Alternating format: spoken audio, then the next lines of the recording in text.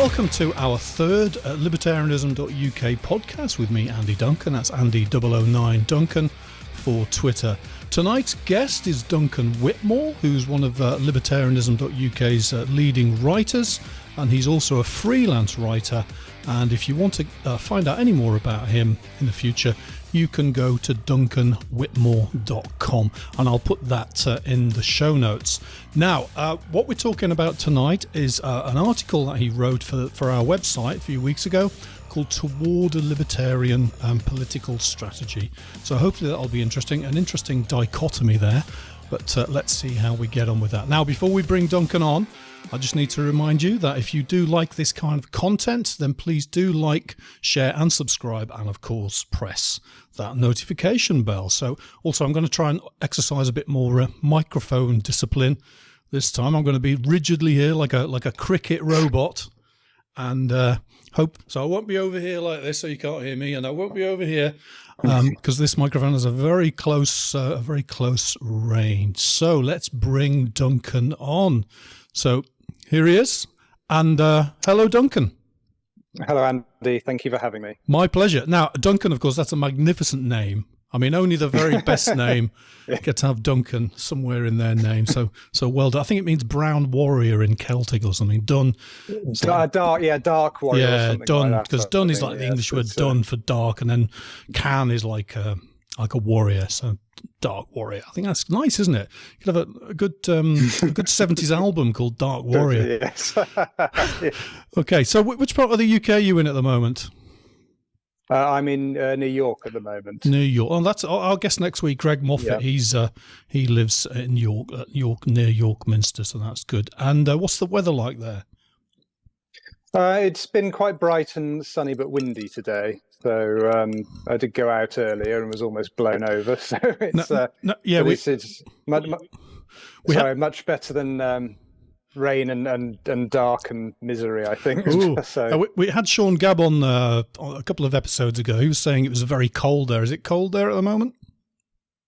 Not today, no, but obviously it has. I think this part of the country's fared a bit better than some other parts. Actually, we haven't had much snow or anything like that. It was obviously quite cold in those 2 weeks before Christmas, and again a bit last week, but it's not unbearably cold. Okay, no. Very, very nice here, by the way, in Gibraltar. You'll be glad to hear. Yes, I'm sure. Yes.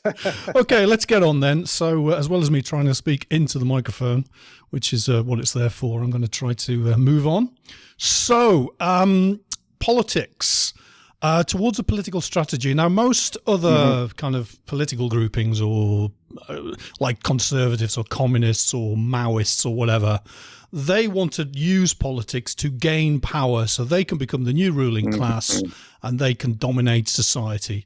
Now, libertarians are trying to get rid of political power. So how can libertarians have a political strategy? Yes, it's a bit more difficult than other people who are who have a definitive program that they want to enforce upon everybody else, whereas we're trying to relinquish power. One avenue that we probably have to go down is, or reject, is trying, or reject as sufficient, I should say, is trying to gain power for ourselves while leaving the state apparatus intact. Yes, for a few years or so, you might be able to roll back a bit of legislation.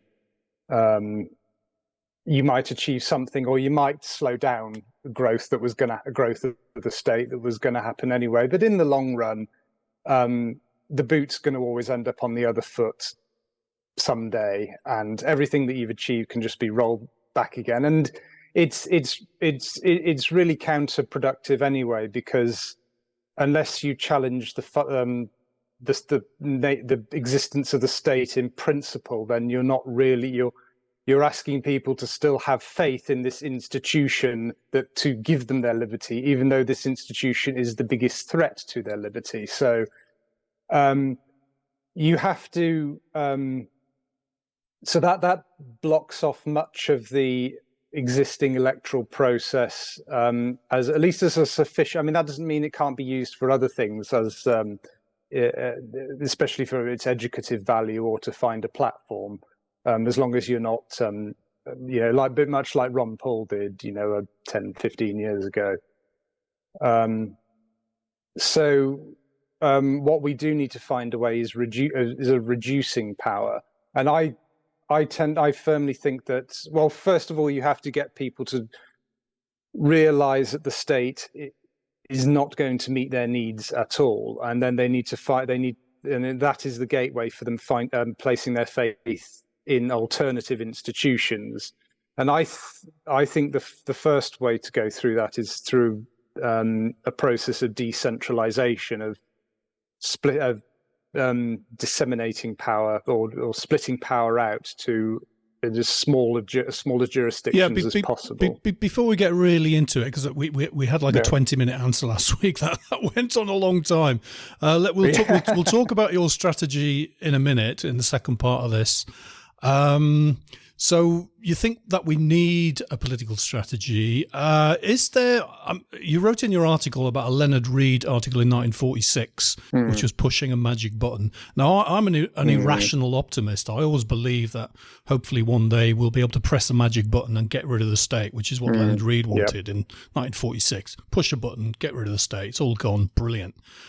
I thought Brexit might be such a button. I thought Bitcoin might be such a button. I thought there's various other things that might be various buttons.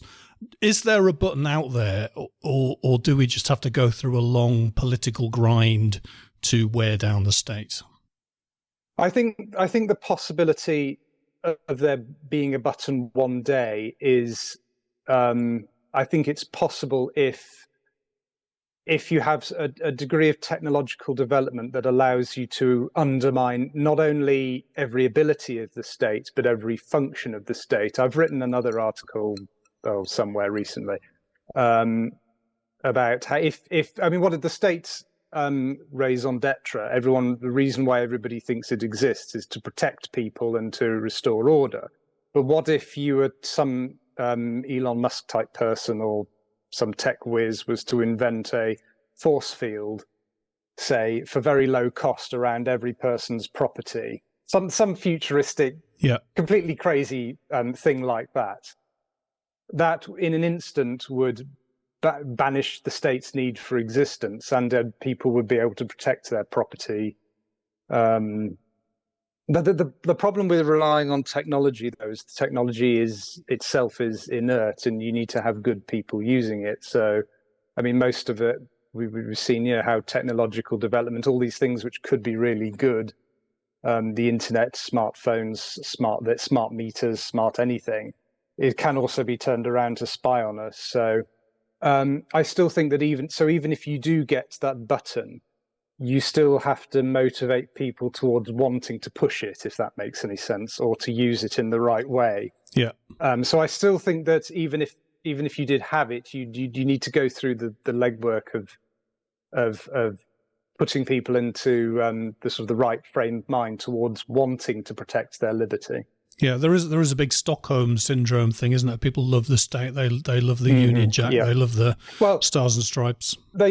They still think the state is working for them and is meeting needs or valid needs that they have, and that's ultimately what props up the state at the end of the day. In fact, it's actually what props up any social order at all. In fact, one of the reasons why I wrote that article is because so many of questions about how can a free society work are more or less always the same. How would this happen? They're all of the sort of who will build the roads variety sort of questions.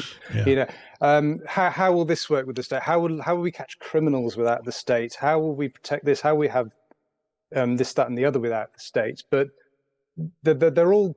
It is important for us to examine how the logical extent of how a free society will work. The whole of Austrian economics does that. Yeah. But at the same time, it's rather pointless, because the answer is always going to be the same, which is that people have to want the institutions that will do these things, all of these functions, without the initiation of the right to use force that the state claims for itself. Every single social law. You can have there is no silver bullet. There is no magic setup or this, that, or the other, whether it's a constitution or an institutional setup. So those things, they can help. They can help to maintain momentum for the kinds of values or objectives that they are initiated for. But ultimately, if people don't want something, or if people want something else, they can tear down everything. Yeah. And so that's what holds all orders together. You have to have the people have to want their liberty. There's no way of getting around that. Yeah, it was great in the Soviet Union, wasn't it? The Soviet Union was incredibly strong, and the East, let's say East Germany, let's take East Germany, incredibly strong. They had the Stasi, they were terribly fearsome. Everyone was terrified of them. And then one day, the East German people woke up and said, "We don't want you anymore."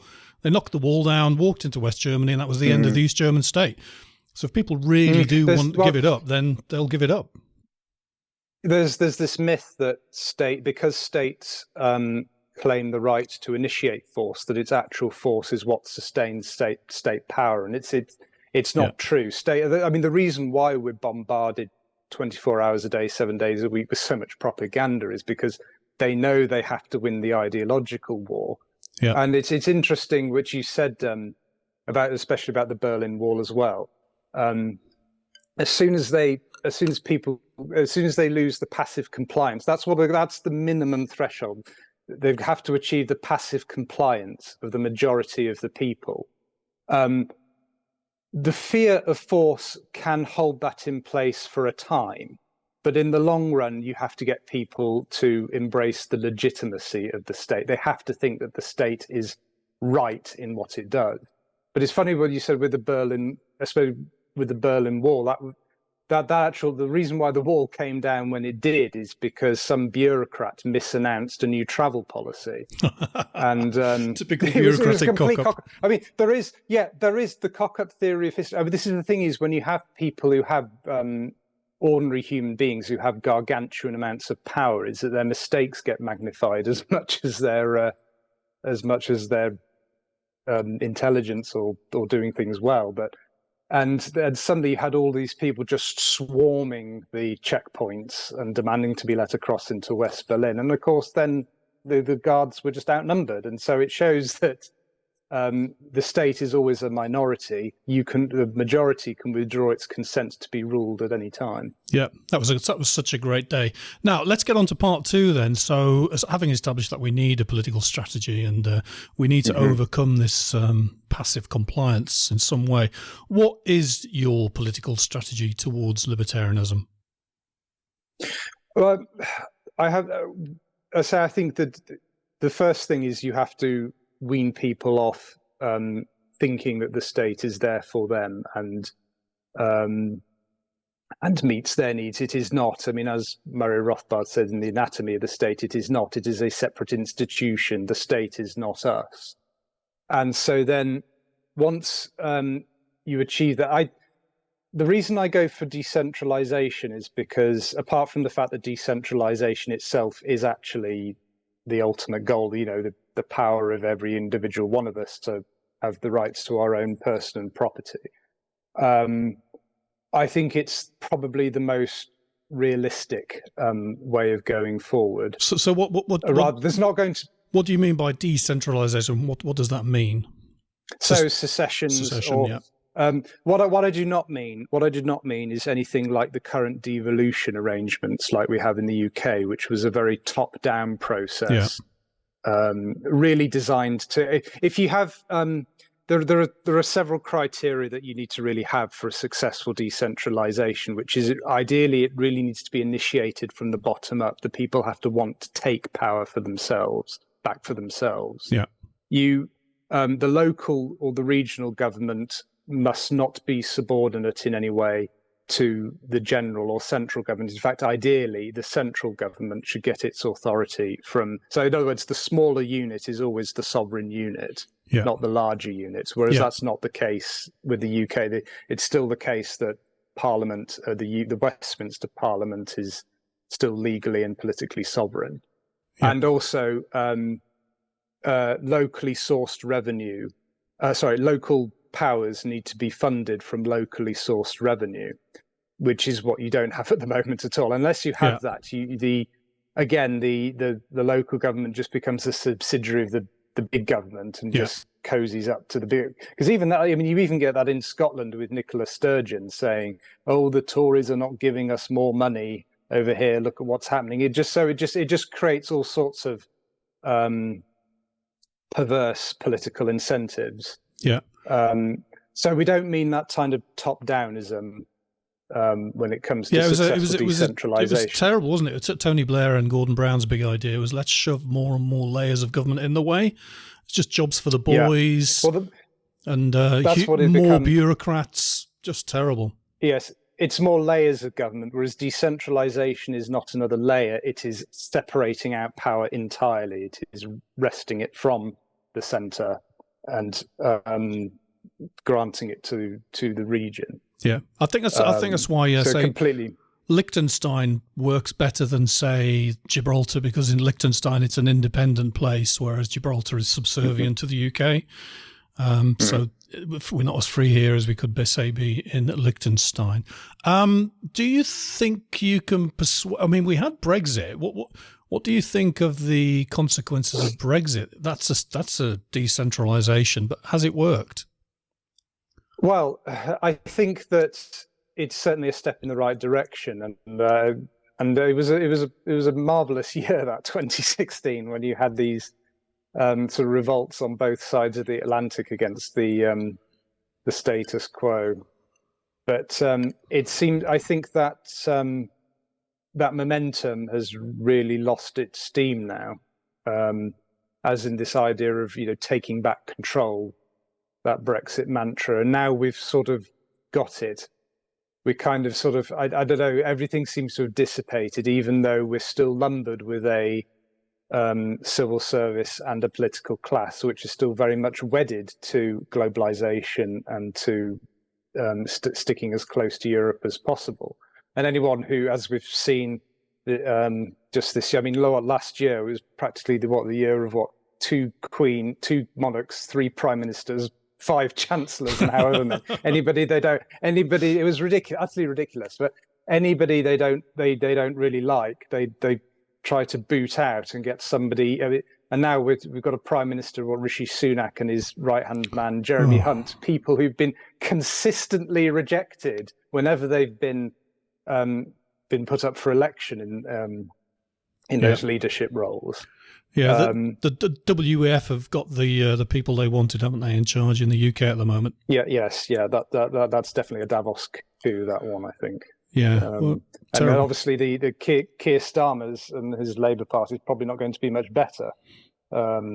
Possibly far worse. I don't know. He doesn't seem to have many principles at all. I was watching this great German movie, Austrian movie, I should say, German language movie. It was about Operation Bernhardt. That was also covered in Private Schultz. And the SS are printing all these pounds to destroy the British economy. And I was just thinking that's exactly what the Conservative Party are doing. They're printing pounds to destroy the British economy. Yeah. So that's the Conservatives, which is just absolutely bizarre. Okay, so the Conservatives today are really the Conservatives today, they're really like what New Labour were 25 years ago, with Brexit kind of half-heartedly bolted on and now kind of falling off. Really, it's again this sort of third way managerial style of government that we've got. Yeah, it's a shame. I mean, Boris Johnson has many problems, but if he hadn't been hit by COVID, which some might say it was engineered that he was hit by COVID, he could have been more into the Brexit thing and done well with it. I think Boris Johnson actually should be the final lesson to anybody who's even modestly in favour of greater freedom, that trying to elect the right people is not going to really work. I mean, there you had somebody who was ostensibly, possibly the most naturally libertarian and least authoritarian you possibly could have hoped for. And yet he not only went along with all of the COVID lockdowns, he's nailed his colours to the mast of the whole green utopia. Yeah. And also he bears probably more responsibility after the Americans. He probably bears more responsibility than any other Western leader for the debacle in Ukraine. So once you get, you would never have dreamt in a million years if you'd elected him, he would have done all of that. So I think he's been a useful warning, really. Okay, in terms of the. So we're trying to decentralize. Then we've got to persuade people that the state is not your friend. How are we going to do that? Do we have to ally ourselves to a political party like the dreadful Conservatives? Do we have to ally ourselves to other political groups in the UK? Or do we just do it as a kind of cultural war? Or what do we do to persuade people to give up the state and to become more decentralized? Well, this is obviously the $1 million question, isn't it? If I had an answer to that, certainly I think that you can't have one, in contrast to political movements which have a definitive or substantive set of plans or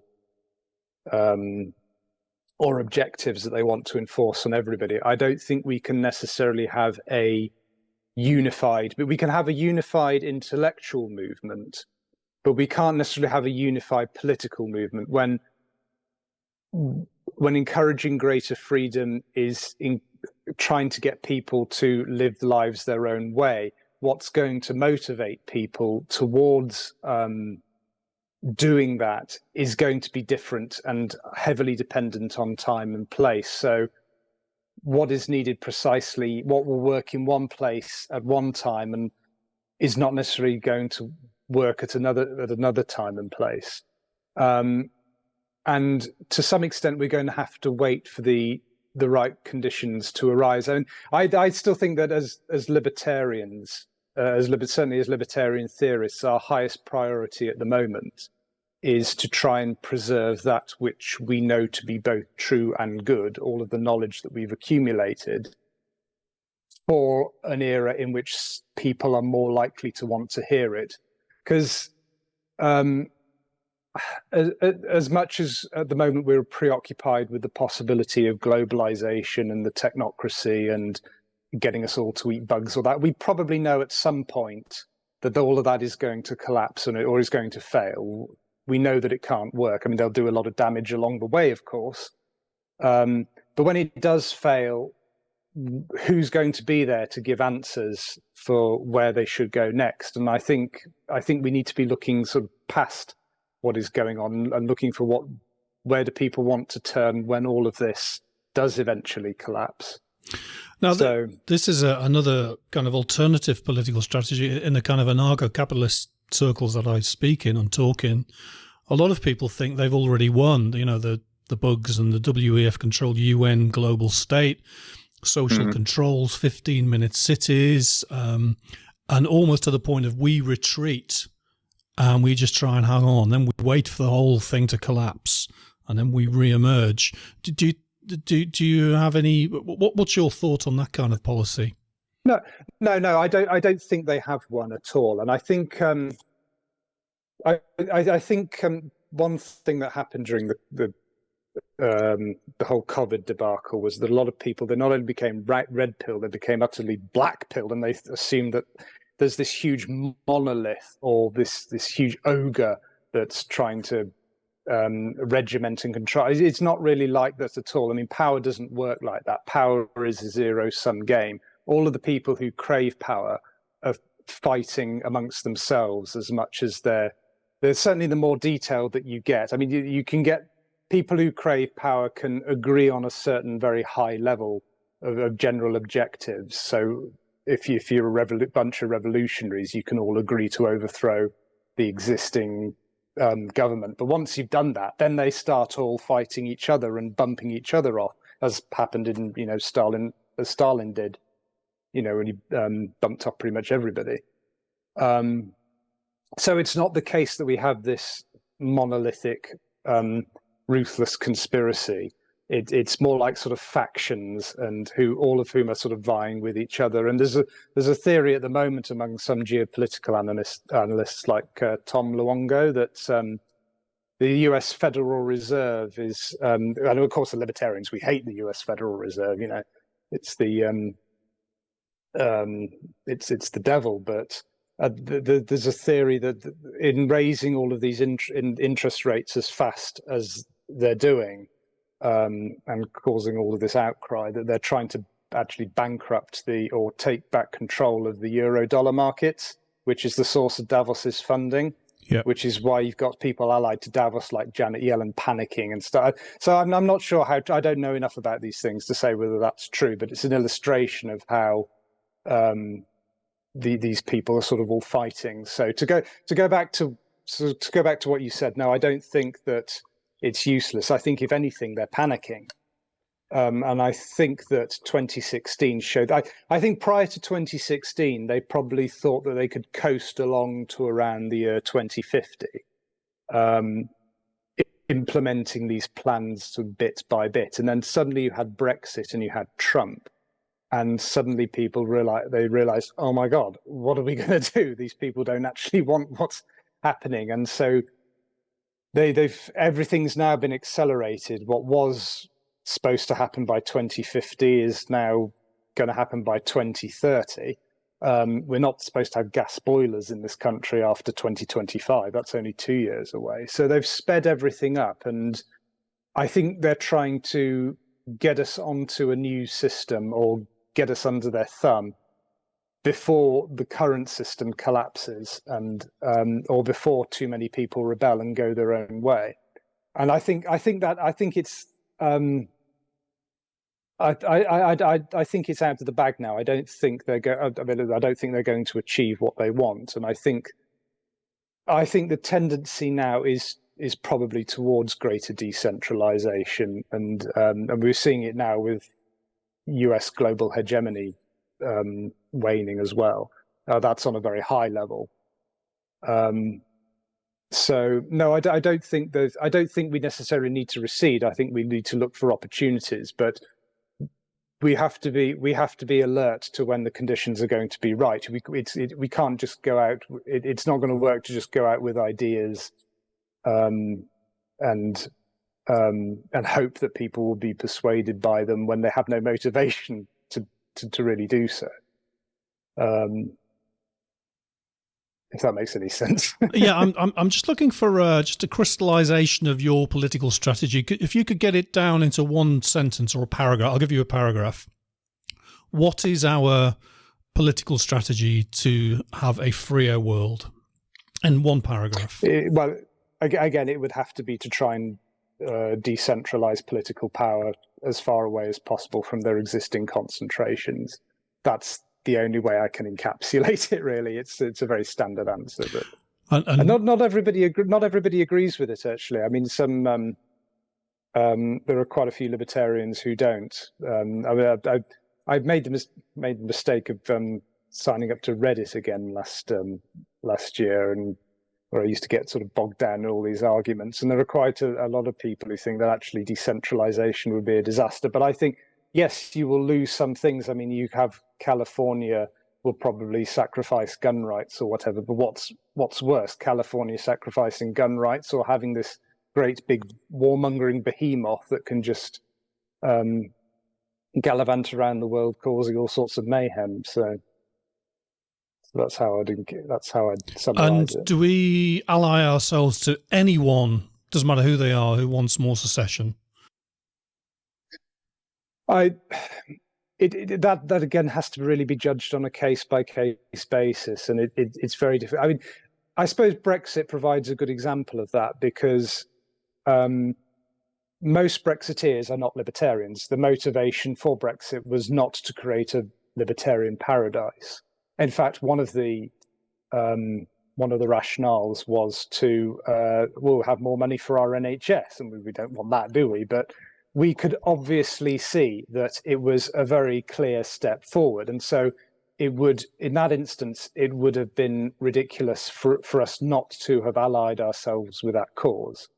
So where you can see a clear and obvious improvement, or where a political party is moving in the right direction, even if it's not imperfect. And that's one of the things I talked about in the article, was we can't we're never going to have offered to us on a plate the perfect libertarian solution. We have to analyze in terms of better or worse, perfect and imperfect. And we'll another thing is we're going to disagree over it. We're going to have differences of opinion, but we should try and use all of those disagreements as progress towards where we want to go, rather than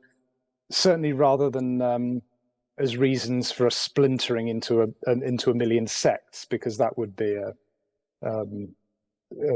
counterproductive. Yeah, I like the is it the Jeff Deist phrase that was in your article? It's towards better, not perfect, which I think is a nice summation of that. Okay, so I think we should start wrapping up now. I think I don't want to drill down there any further, but how can our individual viewers now watching this, how can they work? What can they do individually to help push this idea of decentralisation and get people to stop being sheeple and to start becoming a bit freer from the state? I suppose in our individual lives, the best thing we can do is to try and nurture either parallel or alternative institutions, which and some way finding ways to circumvent the state or ignore the state if you can is better. If you can use different apps, different types of bank. I mean, we've probably still got a long way to go, but that's one thing that you can do. And I think, as difficult as it's going to be, I think that trying to be as candid as you can, however difficult the situation gets, is going to be very important, because we've seen that recently in with COVID and all of the vaccinations. And I'm not going to take a side on that, but at the time lockdowns, it was the best thing. Everybody who dissented was an idiot and all of that. I think you've got to try and be prepared to take that kind of flack if you have a contrarian point of view. And then eventually, when things recede and people do start sort of questioning, then they should come back to you and listen to you, or with sort of a calmer frame of mind. And the same, I think, with the Ukraine war as well. We'll probably have people are starting now to question. Now you have this huge frenzy at first, where everybody's in a huge panic, and then gradually they sort of calm down one by one. But if you can try and sort of remain consistent and candid, and it will be difficult. It's not going to be easy, but I think that's the only thing we can do. Yeah, it's tough, isn't it? I think people in the UK were going around punching people who didn't wear masks, weren't they? It was just becoming absolutely ridiculous. But now we can see, with all these people just dropping dead suddenly and unexpectedly, and I think a lot of people are questioning that. Where did this virus come from in the first place? Was it engineered? Was it deliberately released? Who released it, if it was deliberately released? It's just, I see there is hope for us, and I think I'm not like some of these narco-capitalists who think we should just hide in the desert and bunker down. I'd say also that a lot of people were obviously shocked about how compliant people were during that, and how they just rolled over. But at the same time, I think you have to realize that they only did it. They only did that for a virus which they told was going to kill everybody. And nobody up until that point had really considered viruses to be a major political or ethical issue. We were dealing with inexperience as much as anything else.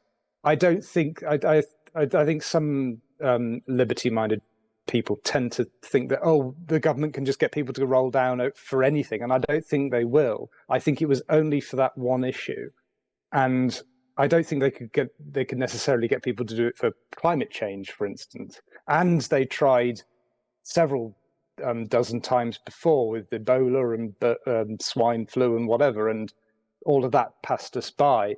It was only that once, and I don't think they'll get people to do it again or as easily. And I don't think they'll necessarily be able to replicate that kind of behavior with any other issue. So I think there is cause for optimism in that regard. I don't agree with people who think that people just don't care. I think it was a learning process as much as anything else. Brilliant. A bit of optimism after some of the gloomy interviews I've done in the last few weeks. Now, I think that is going to do it, and I think we'll wrap it up there. Can you just tell us again about your website and tell us how to get in contact with you if anyone wants your freelance writing services? Yes, so my website, duncanwhitmore.com, that's where that's sort of my central repository of all of my writing, to links with at freelife.libertarianism.uk and also other places as well. Yes, I am also a freelance writer, so you can contact me through that website on the little contact form. Rates are reasonable. just £15,000 a day. Yeah, well, that would be nice, but I don't think, 10 Bitcoin. I don't think I'll ever get that. Yes, I don't think I'm going to be J.K. Rowling at any point. Yeah, no worries. Anyway, thank you very much for your time tonight. Been great. Thank you. And if everyone else here liked this interview today, then please do like, share and subscribe, and if you didn't like what you saw, please like, share and subscribe anyway, so that we can help push the channel. I'll see you next week when I'll be talking with the great Greg Moffat. We're going to be talking about hundreds and hundreds of things to do with the Great Reset, so I look forward to speaking with you again next week. Thank you and good night.